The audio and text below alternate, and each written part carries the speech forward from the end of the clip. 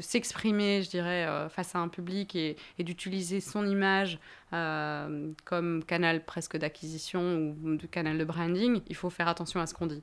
Donc, comme tu le mentionnes, moi, je poste pas sur n'importe quoi, je dis pas n'importe quoi. Ça m'est déjà arrivé, d'ailleurs, de supprimer quelque chose sur lequel j'avais une opinion et ça a généré une polémique. Et c'est pas mon but. Mon but, c'est pas du tout de faire polémique. Mon but est plutôt d'inciter les gens à mieux consommer, etc.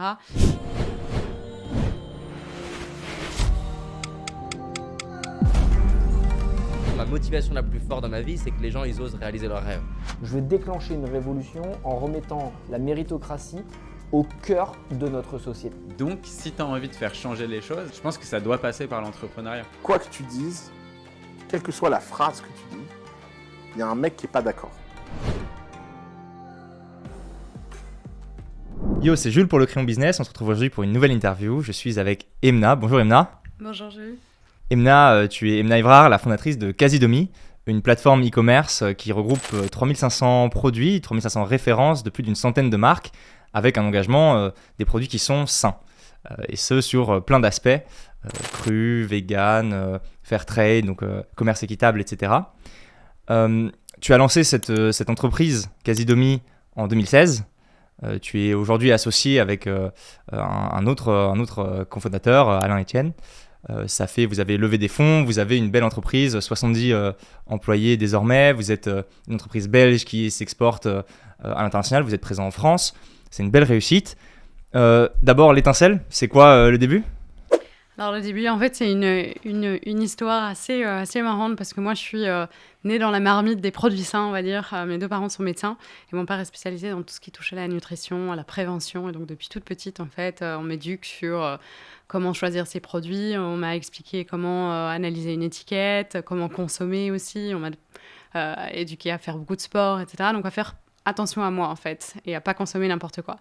Et donc, très, très jeune, déjà à 12 ans, je disais, oui, un jour, papa, j'ouvrirai un supermarché où les gens peuvent fermer les yeux sur leurs achats, parce que j'étais complètement effarée, en fait, de voir que les trois quarts des produits qui étaient dans les supermarchés, en fait, si on avait la même connaissance que celle qu'avait mon père ou que moi j'avais, n'étaient pas bons pour la santé, parce que ultra transformés, trop sucrés, trop salés, avec des parabènes pour les cosmétiques, etc.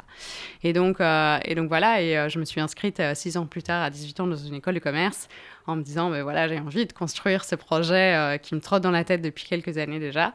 Et donc voilà, j'ai commencé mes études dans cette école de commerce avec l'envie derrière de lancer ma boîte. Alors à l'époque, on ne parlait pas beaucoup d'e-commerce, donc je pensais à lancer une chaîne de supermarchés. J'avais des rêves un petit peu plein la tête. Et puis petit à petit, pendant mes études, je me suis passionnée pour le digital. J'ai commencé à prendre des cours de marketing digital, des cours aussi de code pour pouvoir développer. Et puis je me suis dit, en fait, l'e-commerce, c'est l'option qui me semble être la meilleure parce que plus scalable, comme on dit, plus facile d'aller à l'international, etc. Et donc, en dernière année d'études, la première version de Casidomi, ce supermarché du coup digital sur lequel on peut fermer les yeux en fait sur ses achats, a vu le jour. Et moi, ce qui m'impressionne, c'est que tu es assez pionnière sur la question effectivement de l'engagement en termes d'entreprise, la volonté de tout bien faire. Vous avez des produits, comme je disais, qui sont véganes. Votre vrac, je crois, est emballé par des personnes en situation de handicap. Des produits aussi sans gluten. Vous avez le label B Corp, qui est un label très très exigeant sur tout un tas de critères. C'est quelque chose qui aujourd'hui ressort dans la volonté de beaucoup d'entrepreneurs d'aller vers des entreprises avec du sens, parce qu'on parle de l'impact, des entreprises à impact. Est-ce que Casidomi, c'est l'entreprise parfaite ? Nulle entreprise est parfaite. Après, on veut clairement se diriger vers la perfection. Donc, on prend toute une série d'initiatives pour justement avoir l'empreinte écologique la plus basse possible pour respecter un maximum l'environnement et la planète sur laquelle on se trouve, pour faire les meilleurs choix pour les consommateurs et les guider à prendre les meilleures décisions en termes de consommation, et aussi à agir en tant qu'entreprise d'une manière qui se veut éthique, qui se veut humaine, sociale, etc. Mais moi, quand je vois ça, je me dis qu'il y a anguille sous roche. Je me dis, qu'est-ce qui se passe ? Comment ils font pour être partout bon ? Parce qu'en plus, vous avez un succès commercial. C'est quoi la recette ? Tu penses aujourd'hui qu'on peut parvenir, comme tu le démontrerais, alors, si c'est ton avis, à avoir une entreprise qui a du sens et en même temps un succès commercial ? Est-ce que c'est, je sais pas, une recette particulière, sans mauvais jeu de mots, qui a fait le Je succès pense de qu'aujourd'hui, Casidomi? c'est tout à fait compatible et je pense que les consommateurs sont aujourd'hui aussi beaucoup plus conscients qu'à l'époque des enjeux planétaires et de la nécessité d'adapter ces modes de consommation pour sa santé. Parce qu'on voit que si on regarde partout sur la planète, l'obésité est en train de grimper et d'atteindre des niveaux qui n'ont jamais été vus dans le passé. On voit une augmentation des maladies chroniques, de diabète, etc. Donc il y a une vraie nécessité en fait de faire plus attention aux produits qu'on consomme. Et puis après, l'autre chose, c'est qu'il n'y a pas photo sur la partie climatique. Il y a de plus en plus de catastrophes naturelles, sans parler du réchauffement planétaire, etc. Je ne vais pas rentrer dans le sujet parce que sinon je vais me lancer. Mais bien donc ça voilà, au crayon, les mais- consommateurs en fait aujourd'hui sont au courant et sont avertis de tout ça. Et donc ont d'autant plus envie en fait d'aller soutenir des initiatives, des entreprises, etc., qui prennent ces choix, parce qu'il y a des choix à faire, il y a des décisions à prendre. Alors les deux ne sont pas toujours compatibles. Clairement, aujourd'hui, pour donner quelques exemples, ça coûte plus cher de choisir des options, des alternatives écologiques que, par exemple, de protéger les produits avec du plastique dans les colis. Donc nous, on va entre guillemets, se casser la tête à récupérer les emballages de nos fournisseurs, les broyer pour protéger les produits. Ça nous coûterait beaucoup moins cher de prendre du plastique pour protéger les produits. On aura probablement même moins de soucis en termes de transport. On utilise à la place du papier collant, on utilise un papier collant à base de fécule de pommes de terre qui nous coûte 3 fois le prix du papier collant en plastique. Et bon, ça, c'est 2 exemples, mais il y en a des dizaines et des dizaines, en fait, où parfois, si tu veux être positionné sur plus d'écologie, plus de santé, eh bien, il y a des trade-offs à faire en termes de coûts, de prix. Et on n'est pas parfait partout, hein. On reste un site e-commerce sur lequel on a besoin d'avoir des serveurs. Les serveurs, ça peut polluer. Mais clairement, il y a moyen aujourd'hui d'aller développer son site d'une manière plus écologique. On va dans cette direction-là, mais on n'est pas parfait là-dessus. D'un point de vue sélection des produits, on a toujours des produits dans notre catalogue aussi, dans lesquels on est obligé d'avoir des emballages pour des raisons d'hygiène, etc. On ne peut pas tout livrer dans des bocaux et dans des consignes qu'on récupère. Donc, il y a certains sujets sur lesquels on n'est pas encore parfait. Et bon, le monde bouge avec nous aussi et il y a des nouvelles solutions qui apparaissent. Et donc, petit à petit, la transition, en fait, se fait et on devient meilleur chaque jour par rapport à notre mission. Ouais, c'est vrai qu'il y a des enjeux, typiquement sur les colis réutilisables, il y a des entreprises qui se montent, genre, je connais une ou deux en France, pour essayer d'innover sur ces questions-là. Je crois que vous faites pas de frais en dernière date parce que c'est des enjeux logistiques qui sont compliqués et de stockage qui sont compliqués. Ouais, et de gaspillage aussi. Et de gaspillage, de risque de gaspillage. Mais d'un point de vue commercial, tu vois, d'un point de vue vraiment en business, est-ce que c'est beaucoup un argument qui résonne auprès de votre communauté, enfin de votre communauté, communauté de clientèle, je dirais, ces aspects-là, votre cible, persona cible, vous l'avez dirigé vers des personnes qui sont déjà sensibilisées à ces sujets-là? Alors on a les deux, on a des personnes qui sont déjà sensibilisées, qui viennent chez Casidomi parce qu'on a la meilleure sélection de produits à la fois respectueux du corps mais aussi de la planète.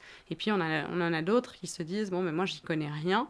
Mais les messages que Casidomi diffuse ou ce que j'en entends me donnent envie d'adapter aujourd'hui mes modes de consommation. Et donc, on a aussi aujourd'hui l'obligation en fait de jouer un rôle d'éducateur auprès de la communauté, auprès des consommateurs potentiels, parce que beaucoup de gens ne sont pas encore en fait au courant de l'impact que va avoir sur leur santé la consommation de produits qui sont ultra transformés, de l'impact que peut avoir l'utilisation de cosmétiques avec derrière des dérivés de pétrole, etc.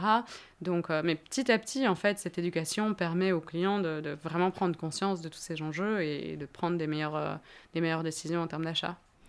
Et c'est, j'imagine, difficile de monter une plateforme e-commerce parce qu'il y a toujours cet enjeu de la poule et de l'œuf.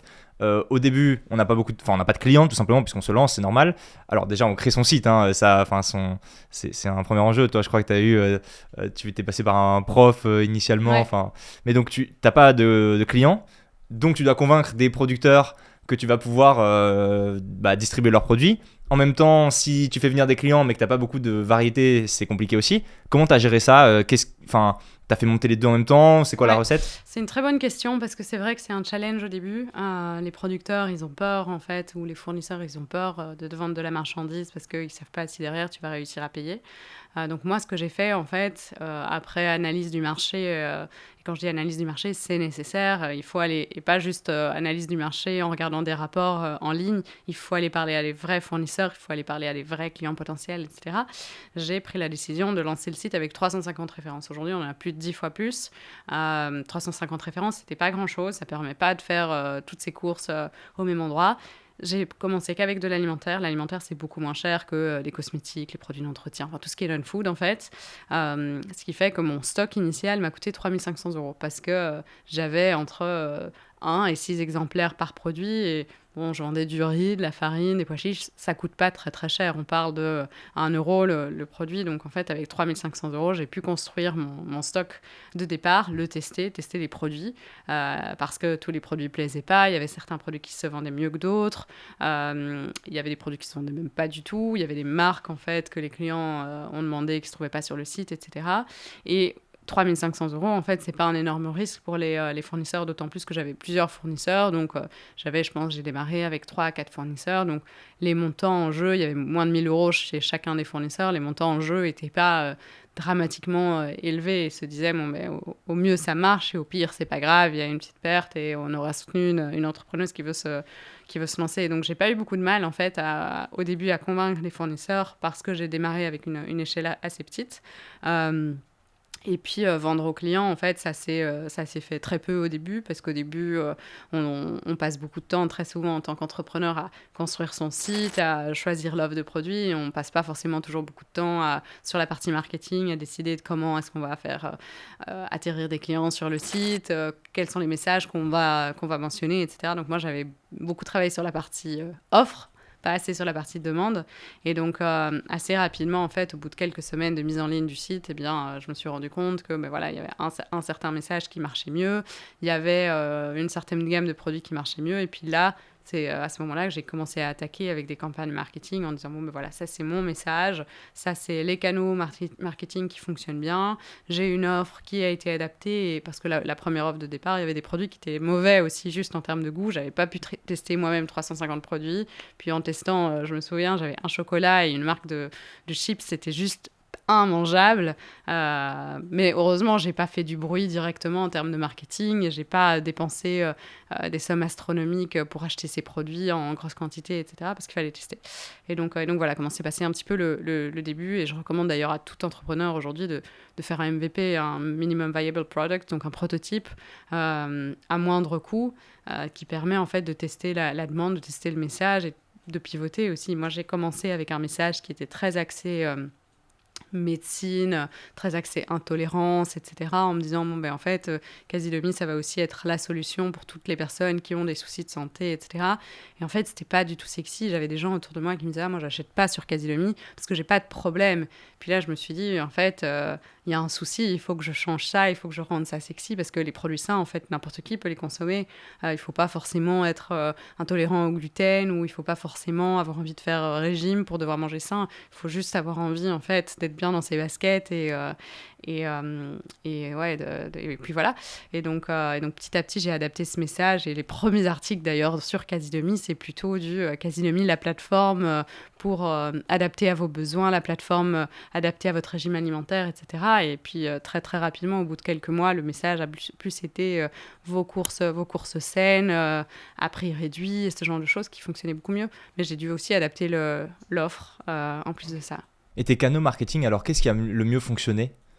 Alors moi, j'ai en fait au début travaillé beaucoup avec des ambassadeurs, que ce soit des influenceurs, que ce soit d'ailleurs des personnes actives aussi dans le milieu médical, comme des naturopathes, des diététiciens, des nutritionnistes, etc., qui ont en fait joué le rôle de prescripteurs géniaux de la marque Casidomi, parce que il y avait une vraie explication du concept et de la plus-value aussi de Casidomi, parce que une entreprise qui vend des produits sains, c'est pas forcément quelque chose dont on entend beaucoup parler. Il y a beaucoup de supermarchés, il y a beaucoup de boutiques bio, etc. Mais des boutiques de produits sains, c'est pas encore un concept qui est complètement défini, etc. Et donc avoir des personnes qui puissent être là pour prôner le concept, prôner aussi les bénéfices, ça a été super utile. Donc moi, j'ai vraiment commencé avec du marketing, presque avec des sales en fait, qui allaient expliquer aux gens pourquoi Casinomie, pourquoi l'offre, qui allaient aussi m'aider dans la sélection des produits, etc.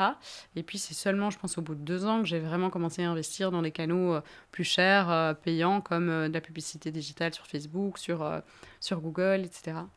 Mais les influenceurs, c'est des campagnes alors, qui coûtent de l'argent. Peut-être qu'à l'époque, ça coûtait un peu moins cher au début où Alors tu t'es clairement, lancé. les prix étaient plus bas à l'époque. Ok. Et alors moi, j'ai travaillé, je travaille encore aujourd'hui avec des commissions. Et donc, les influenceurs... Affiliation. Affiliation, exactement. Les influenceurs sont rémunérés sur base des ventes qui sont générées. Et donc, le gros avantage pour moi, eh bien, c'est que je dépense de l'argent uniquement si ça fonctionne. Ce qui est clé, en fait, quand on lance un business, aller dépenser, et on peut vite le faire, aller dépenser des dizaines de milliers d'euros dans des campagnes Facebook sans voir de retour derrière, ça peut vite arriver. Alors que... Il faut suivre des KPIs, justement. Il faut bien suivre les KPI, oui, et parfois ça ne fonctionne pas, etc. Et donc, dans mon cas, j'ai vraiment eu la chance, entre guillemets, de maîtriser à 100% mes coûts d'acquisition et pas de dépenser des fortunes dans le vide, entre guillemets. Et donc, c'est pas facile, je trouve, de sélectionner, tu vois, des bons indicateurs pour des entrepreneurs, de savoir dans une campagne de marketing digital, le cost per click, quand tu fais des liens traqués, toutes les différents, ton retour sur investissement. Comment est-ce que toi, tu as trouvé cette expertise-là oui, l'expertise, y compris d'ailleurs le fait de faire des liens traqués et puis de choisir et de suivre ces KPIs? En apprenant un peu sur le tas, hein, j'ai commencé à suivre des formations. J'ai regardé, au début, je n'avais pas forcément beaucoup de budget, donc je suivais des formations gratuites sur Udemy et des sites comme ça, ou alors des formations où c'était 10 € la formation Google AdWords. Puis en essayant, j'essayais avec des petits budgets. Hein, les premières pubs que je faisais sur Facebook, je mettais 50 € la journée et j'apprenais, je voyais ce qui fonctionnait pas bien. Et puis, je discutais avec d'autres entrepreneurs ou avec d'autres CMO ou ads managers. Et puis, à un moment, on a eu la taille suffisante que pour prendre une agence. Et puis, on a eu la taille suffisante pour prendre une agence et une personne en interne pour gérer l'agence. Et donc, aujourd'hui, je m'occupe plus de ça. Mais le fait d'être passé par là et d'avoir compris ce que c'est justement un lien de tracking, ce que c'est un CPC, etc., ça m'aide aujourd'hui à manager aussi correctement ces gens et à pouvoir évaluer correctement les KPI. Test and learn. Exact. Aujourd'hui, je dirais que le marketing que toi, tu véhicules, c'est beaucoup à travers ton personal branding. Tu communiques sur LinkedIn, par exemple, sur des posts qui sont assez parlants. Je veux dire, par exemple, l'inspiration que ton père t'a apporté dans ton entreprise. Est-ce que tu penses que c'est un rôle de dirigeant? Est-ce que tu penses... je crois qu'on voit un petit peu moins aussi ton associé. Est-ce que c'est une répartition des rôles qui est complètement décidée parce que vous estimez que le seul des associés doit porter la voix de la boîte? Est-ce que c'est une question de caractère? Est-ce que tu estimes aussi que ça peut représenter une forme de danger qu'on associe trop une entreprise à une personnalité, à un visage? Ouais. Enfin, tu vois. Alors, clairement, c'est vrai que moi, je suis assez vocale de manière générale sur mes valeurs et sur celles de l'entreprise, et elles sont par chance assez alignées. Et donc, oui, c'est vrai que j'utilise notamment LinkedIn comme réseau social pour m'exprimer. Et le crayon, du coup. Et le crayon et d'autres canaux, bien évidemment aussi. Mais oui, je poste assez régulièrement, chaque semaine quasi, sur LinkedIn. Et alors, ça va de sujets sur l'écologie à des sujets plus liés à la santé, parfois sur l'entrepreneuriat, etc. Mais ce que je ne fais jamais, c'est prendre des partis, par exemple, politiques. Je ne veux pas qu'on associe Casidomie à une décision politique, par exemple, ou un certain parti, etc. Donc, il faut, si on prend la décision en tant que dirigeant d'entreprise,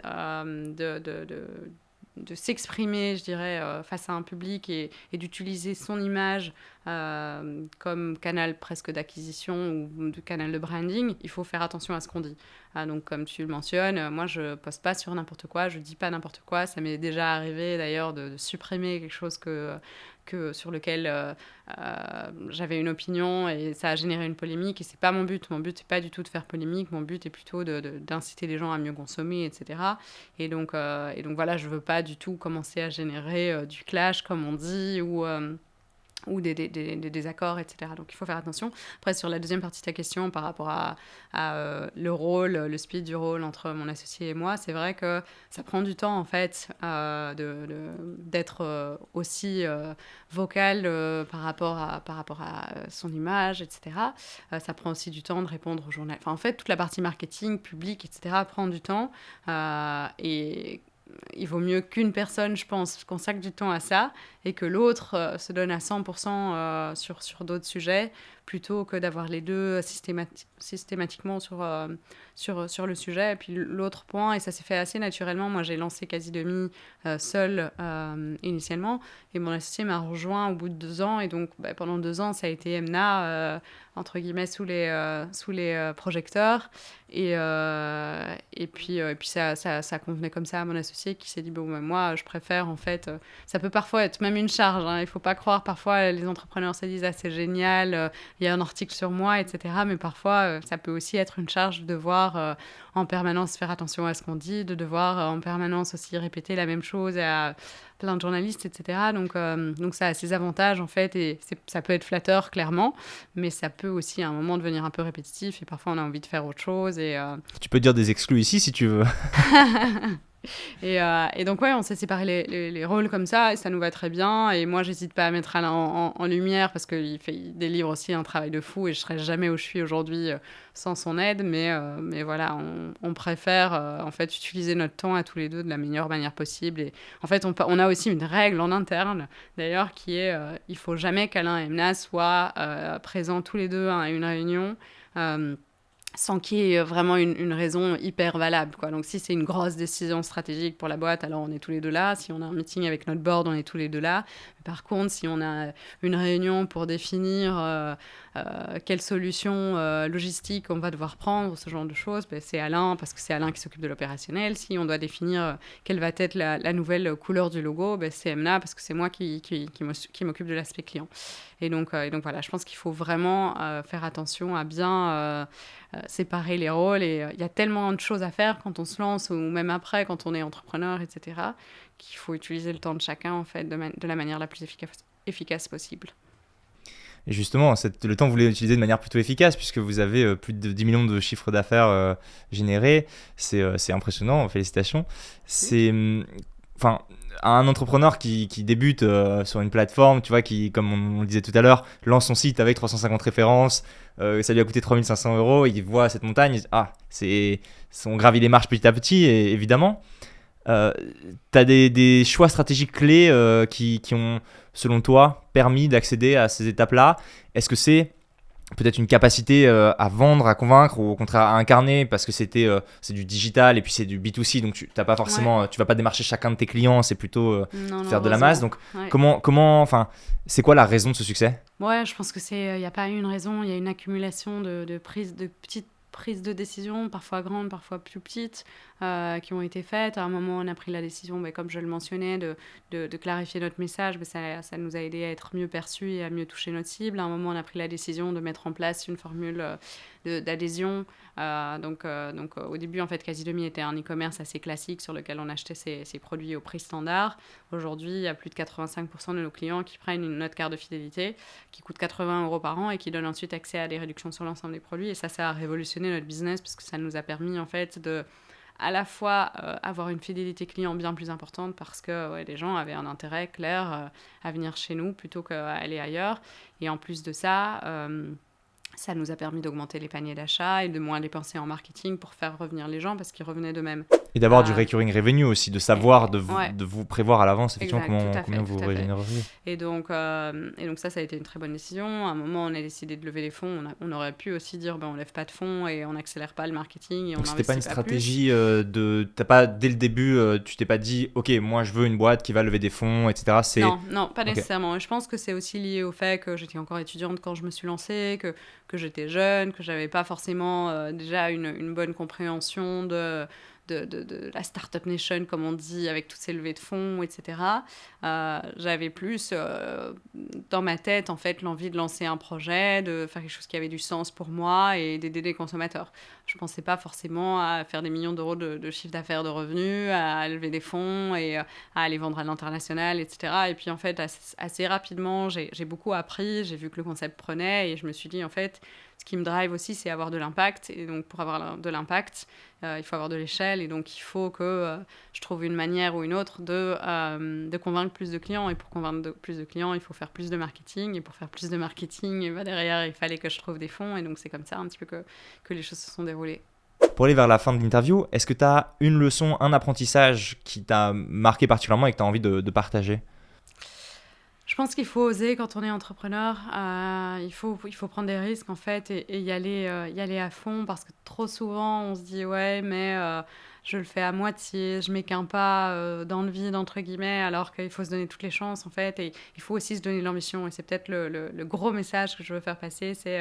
il n'y a pas de limite, en fait. Et c'est un petit peu ce que je disais avec Casidomi. Moi, j'ai démarré en me disant, voilà, je fais mon petit site e-commerce. J'aurais peut-être même pu démarrer en me disant, j'ouvre mon petit magasin de quartier, etc. Mais assez rapidement, j'ai vu qu'il y avait du potentiel. J'ai été challengée par des gens autour de moi qui m'ont dit, mais en fait, il y a un potentiel de fou derrière Casidomi.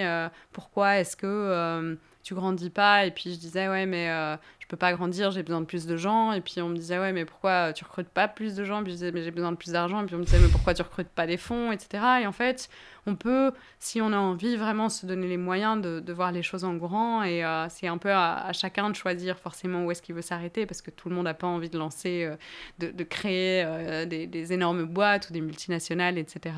Mais je pense qu'il faut avoir les yeux grands et essayer de délivrer un maximum de valeur et avoir confiance en soi.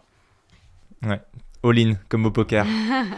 Merci beaucoup, Emna. Avec grand plaisir. C'est la fin de cette interview, j'espère qu'elle vous aura plu. N'hésitez pas à nous le faire savoir en commentaire, à vous abonner à la chaîne du Crayon Business et puis à aller faire vos courses sur Casidomi si ça vous dit, si ça vous convient et si ça vous intéresse de manger ces produits sains et de vous fournir dans cette belle épicerie. À bientôt.